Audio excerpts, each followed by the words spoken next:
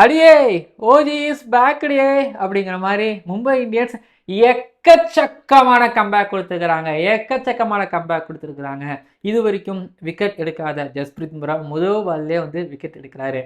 ஹர்திக் பாண்டியா நம்பி ஒரு அஸ்வினி குமாரை உள்ளே எடுத்துகிட்டு வரும்போது அஸ்வினி குமார் இன்னைக்கு 4 for எடுக்கிறாரு. அது போக வந்து பார்த்தீங்க அப்படின்னா அவ்வளோதான். இந்த மேட்ச்சில் மும்பை இந்தியன்ஸு மிஞ்சி போனால் ஒரு 120 என்னமோ தான் அடிப்பாங்க அப்படின்னு நினைக்கும் போது திலக் வர்மா அவர் 100 அடிக்கிறாரு. திலக் வர்மாவுக்கு இந்த T20 வேர்ல்டு கப்லேருந்தே சரியாகவே இல்லை. ஆனால் இன்னைக்கு ஒரு ஆக்சலரேஷன் ஒன்று அழுத்தினாரு பாருங்க. ஐயோ, அதில் நமன்தீரோட கன்சிஸ்டன்சி இப்படின்னு வந்து பார்த்தீங்க அப்படின்னா மும்பை இந்தியன்ஸ் இதுதான் வேதா அப்படிங்கிற மாதிரியான ஒரு பர்ஃபார்மன்ஸும் கொடுத்துருக்குறாங்க. ஜிடியை அகமதாபாத்தில் வச்சே போடுறது அப்படிங்கிறது அவ்வளோ சாதாரண விஷயம் கிடையாது. அது குறிப்பாக மும்பை இந்தியன்ஸுக்கு அது சாதாரண விஷயம் கிடையாது. ஏன்னா அகமதாபாத்தில் வந்து ஜிடிகிட்டே தோத்துக்கிட்டே இருந்தாங்க. இப்படிங்கிற பற்பல வரலாறுகள் இருக்குது, அனைத்தும் திருத்தி எழுதப்பட்டு இருக்கின்றன. மும்பை இந்தியன்ஸ் கம்பேக் தானா? இந்த கம்பேக்லேருந்து ஆரம்பித்து play of 6th cup loading, ஒரு விக்டரிக்கா 6th கப் லோடிங்கு அப்படின்னு ஏதோ சவுண்டு கேட்குது. என்னென்ன சொல்கிறீங்க பால்டன்ஸ்? சொல்லுங்கள். இந்த விக்ட்ரி எவ்வளவு உங்களை சந்தோஷப்படுத்திருக்கு அப்படிங்கிறத உங்கள் ஹார்ட்டின் மூலமாக, உங்களோட ப்ளூ கலர் ஹார்ட்டின் மூலமாக நீங்கள் சொல்லுங்கள். 1 ஹார்ட், 2 ஹார்ட், 3 ஹார்ட், 10 ஹார்ட், உங்களோட ஹார்ட்டோட கவுண்ட் உங்களோட சந்தோஷத்தை காமிக்கும். கீழே கமெண்ட் பாக்ஸில் வந்து உங்கள் சந்தோஷத்தை கூட்டுங்க. அண்ட் நீங்கள் சப்ஸ்கிரைப் பண்ணுறது மட்டும் இல்லாமல் உங்களை பால்டன்ஸ் நண்பர்களுக்கும் நம்ம வீடியோவை ஷேர் பண்ணி நம்ம சேனலை சப்ஸ்கிரைப் பண்ண சொல்லுங்கள். வீடியோக்குள்ள போமா? ஓவருக்கு 6 பால் தான், ஆனால் நோ பால் போட்டால் 7 பால். ஓடு ஐபிஎல் பப்பியா? ஜெனரல் லேடிஸ் அண்ட் ஜென்டில்மேன், இந்த கிரிக்கெட் தேர்தல் 2026 ஐபிஎல் 2026 அகமதாபாத்தில் நடந்து முடிஞ்ச Gujarat Titans versus Mumbai Indians மேட்சோட அனாலிசிஸ் அண்ட் ரிவ்யூ பார்க்க வந்திருக்கீங்க. இந்த ஸ்பெஷல் கிரிக் ஆனந்தாஸ் ஷோவினிலே ஒரு கட்டத்தில் என்ன சொன்ன மாதிரி 120 130 அடிப்பாங்க அப்படின்னு நினச்சிக்கிட்டு இருக்கும்போது, ஆனால் இன்னைக்கு 99 ரன்கள் வித்தியாசத்தில் ஜெயிச்சு கீழே பாயிண்ட் டேபிளில் படுத்து உறங்கிக்கிட்டு இருந்த இந்த பால்டன்ஸ் இன்னைக்கு படியேறி வந்து சென்னை சூப்பர் கிங்ஸ் எல்லாம் தாண்டி இப்போ மேலே போயிருக்கிறாங்க. நெட் ரன் ரேட் ப்ளஸில் போயிருக்குது, பூஸ்ட் ஆகிருக்குது. டேக் அப்பா அப்படிங்கிற மாதிரி இருக்குதா? எஸ், அப்படிதான் இருக்குது. முதல்ல நான் வந்து கை தட்டிக்கிறேன். யாருக்கு அப்படின்னா நமன்தீருக்கு. ஏன்னா நிறைய பேர் வந்து இங்கே திலக் வர்மாவோட 100, ஹர்திக் பாண்டியாவோட இந்த ஆனிமேட்டட் செலப்ரேஷனு, அப்புறம் ஜஸ்பிரீத் பும்ராவோட ஃபர்ஸ்ட் பால் விக்கெட், இது எல்லாத்தையுமே நீங்கள் வந்து வாவ் சூப்பர் அப்படின்னு சொல்லுவீங்க. பட் நான் நமன்தீருக்கு ஒரு கிளாப் பண்ணிக்கிறேன். ஏன் சொல்கிறேன் அப்படின்னா 3 விக்கெட் போயிடுச்சு. அங்கே வந்து திலக் வர்மா கொஞ்சம் ஸ்ட்ரகிள் பண்ணிக்கிட்டு இருக்காரு. அப்படிங்கும்போது இன்னொரு இடத்துல ஒரு நமன்தீர் அடிச்சுக்கிட்டு இருந்தார். இல்லைனா ஸ்கோர் கார்டு வந்து பார்த்திங்க அப்படின்னா கிணத்துல போட்ட கல் மாதிரி உள்ளே கடந்துருக்கும். ஆனால் அந்த இடத்துல நமன்தீர் வழக்கமாக எப்போவும் என்ன பண்ணுவாரோ அதை பண்ணார். என்ன போன மேட்ச்சில் தீகாக் போயிட்டார், பட் இந்த மேட்ச்சில் தனியாக நின்று நமன்தீர் ஆடிக்கிட்டு இருந்தார். ஃபஸ்ட்டு கிளாப் நான் அவருக்கு கொடுத்துக்கணும் இந்த இடத்துல, நான் அப்படிங்கிறத சொல்லுவேன்.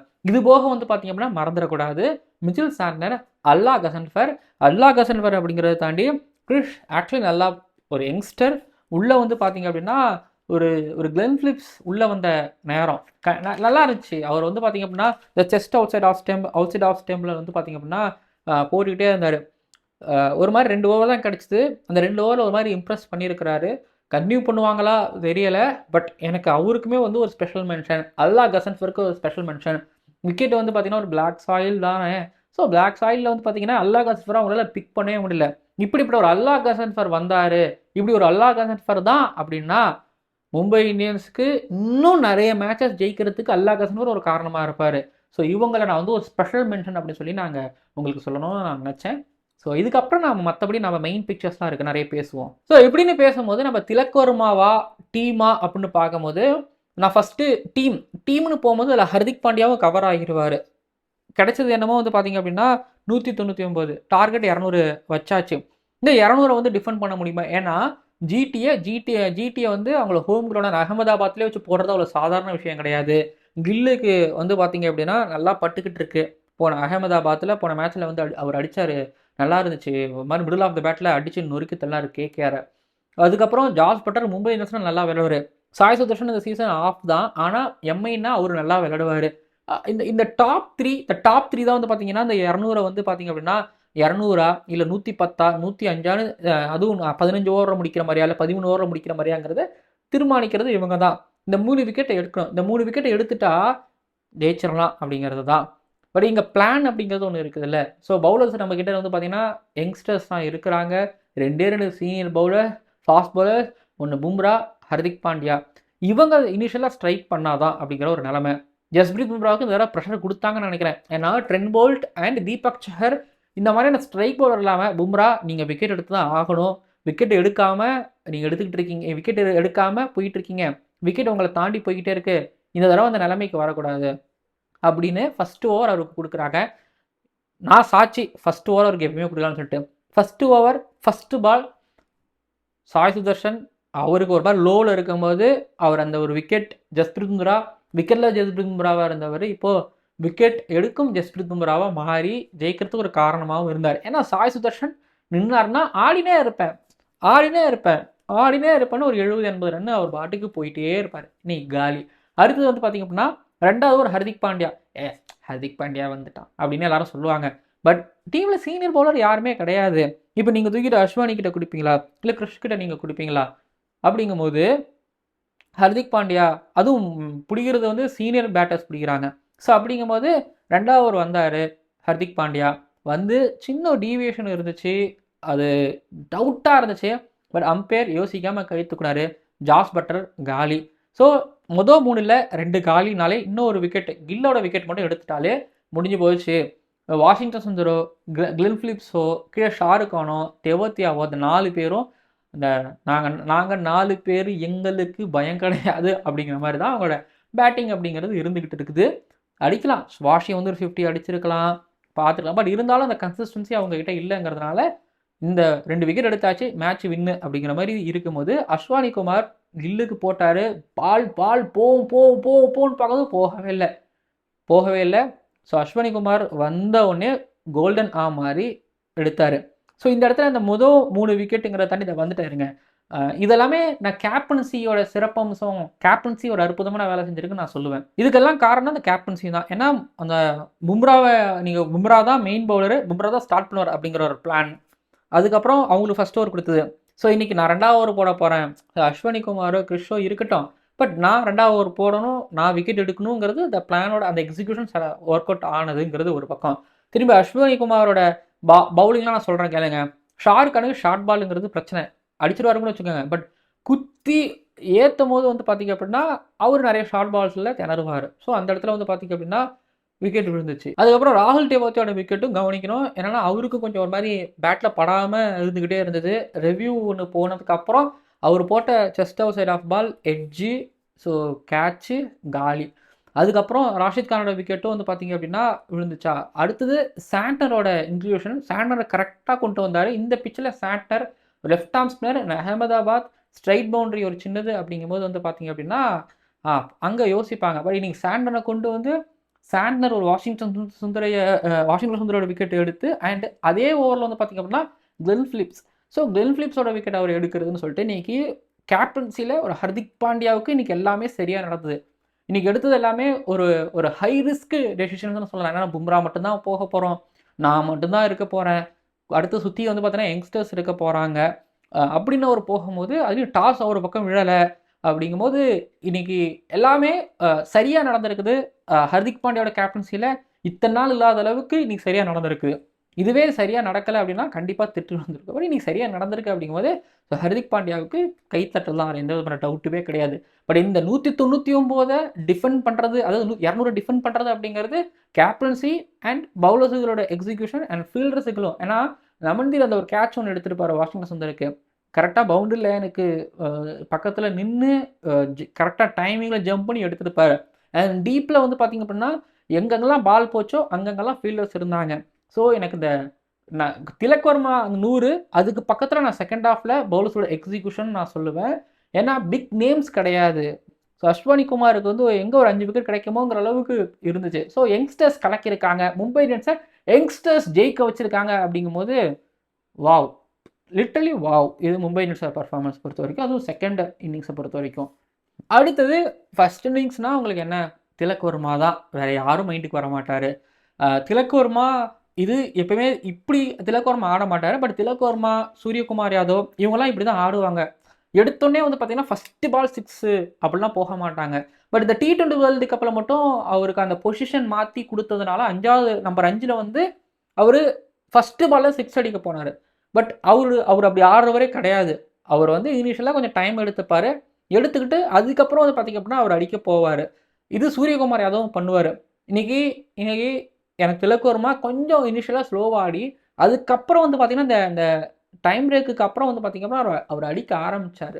இன்னைக்கு அவர் அடித்தது எல்லாமே பாருங்கள். பிரசித் கிருஷ்ணா மிடில் ஓவர்ஸில் அவ்வளோ டாட் பால்ஸ் போடுவார். எக்கனாமிக்கலாக the best bowler Prasidh Krishna.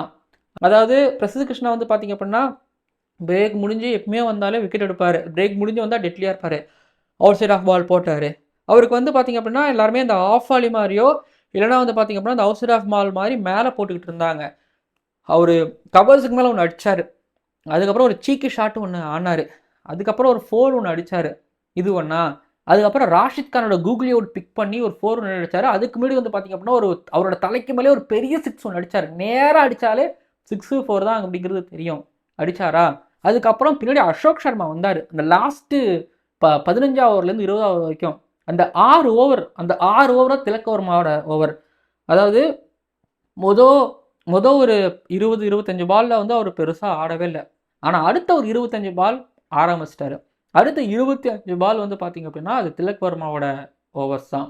So Tilak வர்மாவுக்கு அசோக் சர்மா என்ன பண்ணார், அந்த சொன்னால அந்த just outside off stump அந்த ஹாஃப் அலி மேலே போட்டுகிட்டே இருந்தார். நான் யாருன்னு காட்டுறேன்டியே அப்படிங்கிற மாதிரி அடிக்கிற மாதிரியே இருந்துச்சு. ஆஃப் சைடில் பலார்னு அரைஞ்சார் ஒரு 6 கன்ஃபார்ம் 6. அதை பார்த்தா ஃப்ளாட்டாக ஃபீல்டர் இருக்காங்களோங்கிற மாதிரி இருக்கலாம். 6 ஒன்று அடித்தார். அதுக்கப்புறம் ஒரு மாதிரி ஷார்ட்டாக அவுட் சைட் ஆஃபில் போட்டார். அதை ஒன்று அடித்தார் 4 மிடு விக்கெட்டுக்கு மேலேயும் டீப் மிடு விக்கெட்டுக்கு மேலேயும் ஒரு 2 6 ஒன்று அடித்தார் அசோக் சர்மா. அசோக் சர்மாவோட பேஸுக்கு அசோக் சர்மாவோட பேஸ் ஆஃபுக்கு ரெண்டுத்துக்கும் மயங்காத ஒரு திலக் வர்மா மயக்கிற மாதிரியான ஒரு இன்னிங்ஸ் மயக்கிற மாதிரியான ஒரு ஓவர் 26 ஓவர். அதுலேயும் அசோக் சர்மா இந்த மேட்ச்சில் செம்மையாக போட்ட ஒரு கான்ஃபிடென்ட்டில் இருந்தார். பிரசித் கிருஷ்ணா செம்மையாக போட்ட ஒரு கான்ஃபிடென்ட், ராஷித் கான் செம்மையாக போட்ட ஒரு கான்ஃபிடென்ட். எல்லாருமே ஒரு 3 ஓவர் சிறப்பாக போட்டு முடிச்சுட்டு வந்தாங்க. ஆனாலையும் அவங்கள பனிஷ் பண்ணார்னா லாஸ்ட்டு ஓவர் பிரசித் கிருஷ்ணா பார்த்தாரு. இல்லை உனக்கு நான் அப்படி போட மாட்டேன், நான் வரேன்னு சொல்லிட்டு அவர் திலக் வர்மா இவருக்கு வந்து ரவுண்ட் த விக்கெட்டில் வந்து குத்தி ஏற்றினவர் வலுவாக நல்லா புல் ஷாட்ஸ் ஆனார். எனக்கு நம்பிக்கையே இல்லை திலக் வர்மா இன்னைக்கு 100 அடிப்பாருன்னு. நான் நினச்சேன் ஒரு 85. என்னோட கால்குலேஷன் அப்படி தான் இருந்துச்சு. லாஸ்ட்டு 2 ஓவர் வருது. லாஸ்ட்டு 2 ஓவரில் அவர் அடிக்க வேண்டியது அதான் லாஸ்ட்டு ஒரு 3 ஓவர் இருக்குன்னு நினைக்கிறேன். லாஸ்ட்டு ஒரு 3 ஓவர் லாஸ்ட்டு ஒரு 12 பால் 15 பால் இருக்குது. இந்த 15 பாலில் அவர் அடிக்க வேண்டியது இன்னும் 20-25 ரன்னுக்கு மேலே இருக்குது. ஸோ அப்படிங்கும் போது அவருக்கு எவ்வளோ ஸ்ட்ரைக் கிடைக்கும், எவ்வளோ ரன் அடிப்பாருன்னு நினைக்கும் போது அவருக்கு அந்த ரன்ஸ் வந்துக்கிட்டே இருந்தது. அதுலேயும் எனக்கு பிரசித் கிருஷ்ணா லாஸ்ட் ஓவர் போடும்போது நான் நினச்சி பார்க்கவே இல்லை. அப்புறம் ஒரு 6 ஒன்று அடித்தார். வலுவாக 6 ஒன்று அடித்தார் ஷார்ட் பால் எடுத்துகிட்டு. அந்த 100 நான் உறுதிப்படுத்திக்கிட்டேன். ஓகே அடுத்த கடைசியாக வந்து பார்த்தீங்கன்னா எப்படியோ 4-6 அடிச்சுட்டு ஒரு 100 அடிச்சிருவாருன்னு. அதே போல் திலக் வர்மா 100 அடித்தார். செம்மையான 100. எனக்கு திலக் வர்மா ரொம்ப பிடிச்ச ஒரு பேட்டர். ஏன்னா இந்த மாடர்ன் டே கிரிக்கெட்டில் வந்து எல்லாருமே இப்போ சூரியவன்ஷி ஆடுறது மாதிரி ஆடுவாங்க. அப்புறம் சூரியவன்ஷி மாதிரி அடித்து ஆடுவாங்க. பட் எனக்கு இந்த மாதிரி ஆடாமல் நிதானமாக ரன்னபால் கூட இல்லாமல் செட்டில்ட் ஆகி அதுக்கப்புறம் பின்னாடி ஆடுற ஒரு பேட்டர்ஸ் எனக்கு ரொம்ப பிடிக்கும். எனக்கு திலக் வர்மா அந்த வகையில் ரொம்ப ரொம்ப பிடிக்கும். இன்றைக்கி அவரோட டெக்னிக் கால் நகர்த்தவே இல்லை. ஹெட் பொசிஷன் ஒரு மாதிரி நேராக இருந்துச்சு. ஹேண்ட்ஸை யூஸ் பண்ணி ஆடினார். ஃபுட் ஒர்க்லாம் ரொம்பலாம் ஃபுட் ஒர்க் சுத்தமாக கொடுக்கவே இல்லை. ஆனால் ஒரு மாதிரி என்ன சொல்கிறது மொத்த வெயிட்டையும் பேக் ஃபுட்டில் வச்சு ஒரு மாதிரி ஆடினார் திலக் வர்மா. அவுட்ஸ்டாண்டிங்கான கிரிக்கெட் சான்ஸே இல்லை அப்படிங்கிற மாதிரி இன்றைக்கி ஆடினார். 80 ஸ்ட்ரைக் ரேட்டில் ஆடிட்டு இருந்தவர் கிட்டத்தட்ட 300 ஸ்ட்ரைக் ரேட்டுக்கு மேலே ஆடின ஒரு திலக் வர்மா பார்க்க முடியுது. மொத்தம் 7 சிக்ஸஸ். அந்த 7 சிக்ஸஸ்ன்னு சொல்கிறேன்ல லாஸ்ட்டு 5 ஓவரில் வந்து பார்த்திங்கன்னா அந்த 7 சிக்ஸஸ் வந்துச்சு. அந்த 7 சிக்ஸஸுக்கு சொந்தக்காரரும் திலக் வர்மா தான். லாஸ்ட்டு நான் 6 ஓவரில் மொத்தம் 4 பவுண்டரி வந்துச்சு. அதுலேயும் அதிகமாக அடித்ததும் திலக் வர்மா தான். ஆனால் ஒன்று நீ ஹர்திக் பாண்டியா வந்து பார்த்தீங்கன்னா ஒரு மாதிரி ஆனிமேட்டடாக இருந்தார். ஹர்திக் பாண்டியா திலக் வர்மாவை என்ன திட்டினாரா இல்லை என்ன சொன்னாருன்னு தெரியல. ஏன்னா அவர் தெரியல. அவர் சொன்னதுக்கப்புறம் அவர் பேசுனதுக்கப்புறம் தான் வந்து பார்த்திங்க அப்படின்னா திலக் வர்மா ஆட ஆரம்பித்தார். அதான் சொல்லுவாங்கள்ல சில பேர் வந்து பார்த்திங்க அப்படின்னா சில பேருக்கு சாஃப்டாக சொன்னால் அவங்க புரிஞ்சுக்கிட்டு ஆடுவாங்க. சில பேருக்கு வந்து பார்த்திங்கன்னா கண்ணால் காமிச்சா புரிஞ்சுட்டு ஆடுவாங்க. சில பேருக்கு சொல்லி புரிய வச்சா ஆடுவாங்க. சில பேரை திட்டி தான் ஆட வைக்கணும், இல்லை சில பேரை வந்து பார்த்தீங்க அப்படின்னா ட்ரிகர் பண்ணி தான் ஆட வைக்கணும்னு இருக்கும். அந்த மாதிரி தான் திலக் வர்மாவும் தெரில, என்ன சொல்லி ட்ரிகர் பண்ணாரு இல்லை என்ன சொல்லி மோட்டிவேட் பண்ணாரெலாம் தெரில. ஆனால் அதுக்கப்புறம் தான் அடித்தார். ஈவன் அவர் அவுட் ஆகிட்டு போனாலும் ஹர்திக் பாண்டியா திலக் வர்மா 100 அடித்ததுக்கப்புறம் அவரோட செலப்ரேஷன் தனிப்பட்ட வகையில் செம்மையாக இருந்துச்சு. சி ஹர்திக் பாண்டியா கேப்டனுங்கிறத தாண்டி நிறைய இடங்கள்ல வந்து பார்த்தீங்க அப்படின்னா ஒரு மாதிரி இன்ஸ்பயர் பண்ணுற ஒரு கேப்டனாக இன்னைக்கு கண்ணுக்கு தெரிஞ்சார். எனக்கு நான் அந்த அந்த அந்த ஆட்டம் செலப்ரேஷன் அதெல்லாம் தாண்டி எனக்கு திலக் வர்மாட்ட பேசுனதெல்லாம் தாண்டி எனக்கு செகண்ட் ஹாஃப்ல அவரோட மூவ்ஸ் ரொம்ப பிடிச்சிருந்துச்சு. கேப்டனாக இன்னைக்கு அவர் பண்ணி காமிச்சாரு. இந்த இந்த ஹர்திக் பாண்டியாவோட எக்ஸிகியூஷன்ஸ், இந்த ஹர்திக் பாண்டியாவோட திட்டம் இதுதான் தேவை, இத்தனால தான் இதுதான் தேடிக்கிட்டு மும்பை இந்தியன்ஸ் இருந்தாங்க. யோசிச்சு பாருங்க, நீங்கள் ககிசோ ரபாடா நெருப்பை கக்குறாரு. ககிசோ ரபாடா நெருக்க கக்கும் போது ராஷித் கான் மிடில் ஓவர்ஸில் வந்து விக்கெட் எடுத்தே ஆகணுங்க, தவிர்க்கவே முடியாது, விக்கெட் எடுத்தே ஆகணும். ஆனால் அந்த இடத்துல வந்து பார்த்தீங்க அப்படின்னா இவங்க நின்று நங்கூரை போட்டு நமன்தீர் திலக் வர்மா அடிச்செல்லாம் சான்ஸே இல்லை. திலக் வர்மா இன்னைக்கு ஸ்டேடியம் சுற்றி சுற்றி சுற்றி சுற்றி காமிச்சாரு. இங்கே பாருங்க, இதுதான் வந்து பார்த்தீங்க அப்படின்னா லாங் ஆனு, இது இது வந்து அவுட் சைட், இது வந்து பார்த்தீங்கன்னா பேக்வர்ட் பாயிண்ட்டு, இது வந்து எக்ஸ்ட்ரா கவரு, இது மிடு விக்கெட், இது டீப் மிடு விக்கெட், இது ஸ்கொயர் லெக், இது தேர்ட் மேன்லேயும் ஒன்று போச்சு பால், கவர்ஸ்க்கு மேலே அடிக்க போய் தேர்ட் மேன்லேயும் போச்சு, டீப் ஃபைன் லெக் அப்படின்னு சொல்லி நீ சுற்றிலையும் அடித்தார். சுற்றி புத்தி நீங்கள் அடித்து காமிச்சாரு திலக் வர்மா. அவரோட 100ல் வந்து பார்த்தீங்கன்னா 1 டைமென்ஷன் ஷார்ட்ஸ் மட்டும் இல்லை, 2 பக்கம் மட்டும் இல்லை, சுற்றிலும் நீக்கி இருந்துச்சு. ஸோ அதுதான் அவரோட 100ஓட சிறப்பம்சம். அதுவும் மேட்ச் வின்னிங் 100 அமைஞ்சிருக்குங்கிற சிறப்பம்சம். அதுவும் பாருங்கள், ஒரு கிரைசிஸ், ஒரு 3 விக்கெட் போயிருச்சு. 3 விக்கெட் போனதுக்கப்புறம் அதான் ராஷித் கான் வருவார், மிடில் ஓவரில் விக்கெட் எடுப்பார், பிரசித் கிருஷ்ணா வருவார், மிடில் ஓவரில் விக்கெட் எடுப்பார். மேட்ச் முடிய வேண்டிய மேட்சை 200 ரன் வரைக்கும் எடுத்துகிட்டு போனதெல்லாமே சான்ஸே இல்லைங்க, சான்ஸே இல்லை.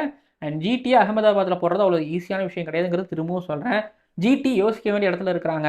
டாப் 3 தாண்டி கீழே ஜேசன் ஹோல்டர் வெயிட் பண்ணிட்டு இருக்காரு. ஒன்று பண்ணணும், ஷாருக்கும் ஆடலை, வாஷியும் ஆடலை, ஆடமாட்டாரு, டெவோத்தியாவும் இப்படி பண்ணிட்டு இருக்காரு. அப்போ என்ன பண்ணணும், உங்களை ஹர்ஷத் கான் இருக்காரு, டெவோத்தியோத்துக்கு வெளியில் போடுங்க, ஷாருக் கான், வாஷிங்டன் சுந்தர் யாராவது ஒருத்தவங்க உள்ள அப்படிங்கிற மாதிரி முடிவு பண்ணிவிட்டு கிளென் ஃபிலிப்ஸ் நம்பர் 5 இல்லைங்க, நீங்கள் வந்து ஜேசன் ஹோல்டர் உள்ளே கொண்டு வந்துட்டு கிளென் ஃபிலிப்ஸ் உட்கார வைங்க, ஜேசன் ஹோல்டர் கீழேனா ஒரு 7ல் வந்து ஆட வைக்கனாலும் ஆட வச்சுக்கோங்க ஜிடியை பொறுத்த வரைக்கும். அதே நேரத்தில் சாய் சுதர்ஷன் கிட்டேருந்து ரன்ஸ் வர மாட்டேங்குதுங்கிறதும் பிரச்சனை. போன சீசன் மாதிரி இந்த சீசன் இல்லை. சாய் சுதர்ஷன் ரன்ஸுக்கு கஷ்டப்படுறாரு, ரொம்ப கஷ்டப்படுறாரு, அது மட்டும் தெளிவாக தெரியுது. எது எப்படியோ Paltans is back, OG is back டே அப்படிங்கிற மாதிரி இன்னைக்கு மும்பை இந்தியன்ஸ் ஆடி இருக்கிறாங்க. நான் சொன்ன மாதிரி பாயிண்ட்ஸ் டேபிளில் மேலே 7வது பொசிஷன் வந்துருக்காங்க, கீழே இல்லாமல். தென் அவங்க எல்லாமே நடந்துச்சு, விக்கெட்லெஸ்ஸாக இருந்த பும்ரா அப்படின்னு சொன்ன மாதிரி, அப்புறம் ஹர்திக் பாண்டியா கேப்டன்சி நல்லா நடந்துச்சு, நமன்தீர் மூலமாக கன்சிஸ்டன்சி, திலக் வர்மாவோட பேட்டிங், ஸோ எல்லாமே இன்றைக்கி எல்லாமே ரொம்ப சரியாக நடந்தது. கம்பேக்லேயே கம்பேக் அப்படிங்கிறது இருந்துச்சு. ஸோ இந்த ஒரு விக்ட்ரி பால்டன்ஸ்லாம் நிம்மதியாக தூங்க வைக்கும், ரொம்ப நிம்மதியாக தூங்க வைக்கும். அப்படி ஒரு விக்ட்ரி இன்றைக்கி அடைஞ்சிருக்கிறாங்க. ஆமாம், சரிங்க. இந்த மேட்ச்சில் உங்களுக்கு பிடிச்ச மூமெண்ட் என்ன? திலக் வர்மா 100, பும்ராவோட first wicket, Hardik Pandya pumped ஆனது, அப்புறம் அஸ்வினி குமாரோட இந்த 4 விக்கெட், இதெல்லாம் சொல்லுங்கள். அப்புறம் மும்பை இந்தியன்ஸ் பொறுத்த வரைக்கும் ஒரு விஷயங்க, கடப்பாறை மும்பை இந்தியன்ஸில் இந்த பவுலிங் மோசமாக இருந்துச்சு, விக்கெட்டே எடுக்க மாட்டாங்க, 200 ரன் கொடுத்துக்கிட்டே இருக்காங்க அப்படின்னு இருந்துச்சு. பட் இன்றைக்கி பாருங்களேன், அதாவது யங்ஸ்டர்ஸ் எல்லோரும் சேர்ந்து, பவுலர்ஸ் எல்லோரும் சேர்ந்து இன்றைக்கி 99 ஆல் அவுட் பண்ணியிருக்கிறாங்க, 100 ரனில் ஆல் அவுட் பண்ணியிருக்கிறாங்க. ஸோ மும்பை இந்தியன்ஸ் இன்றைக்கி 200 அடித்ததை தாண்டி கம்பேக் கொடுத்து தாண்டி பவுலிங்கில் ஒரு கம்பேக், இந்த மேட்ச்சில் ஒரு டாமினன்ட் கம்பேக் அப்படிங்கிறத பார்க்கும்போது ரொம்ப ஹாப்பி. எனக்கு பவுலிங் மூலமாக ஒரு விஷயம் நடந்திருக்குது மும்பை இந்தியன்ஸுக்கு அப்படிங்கும்போது ரொம்ப ஹாப்பி. அதுவும் ஒரு மாதிரி இந்த பிச்சில் இவங்க 100 ரன்னுக்குள்ளே ஆல் அவுட் பண்ணதெல்லாம், அதுவும் ஃபாஸ்ட் பவுலர்ஸுக்கு, அதுவும் அஸ்வினி குமார் ரொம்ப ரொம்ப ஹாப்பி, லிட்டரலி ஹாப்பி. பால்டன்ஸ் ஒரு கம்பேக் கொடுக்குறது எனக்கு ரொம்ப ஹாப்பி. ஏன்னா காம்படிஷனில் இவங்க இருக்கணும், ஒரு சென்னை சூப்பர் கிங்ஸ்லாம் இருந்தால் தான் இந்த ஐபிஎல் லீகே ஒரு மாதிரி களைகட்டும், நல்லாயிருக்கும். ஓகேங்களா? சரிங்க, வீடியோ விடைகிறது நிறைய பேசிட்டேன். திலக் வர்மாவோட 100 மனசுலேயே நீங்காமல் நிற்கிது. அப்புறம் சப்ஸ்கிரைப் பண்ணிவிட்டு பாருங்களேன். இந்த ஐபிஎலுக்குள்ளே ஏதாவது 3-4 லட்சம் சப்ஸ்கிரைபர்ஸ்லாம் கெடுக்கணும்னு பார்க்குறேன். உங்கள் கிரிக்கெட் ஃப்ரெண்ட்ஸுக்கு ஷேர் பண்ணுங்களேன். வீடியோ முடிஞ்சுங்க. சப்ஸ்கிரைப் பண்ணாமல் பார்க்காதீங்க, சப்ஸ்கிரைப் பண்ணிட்டு பாருங்கள்.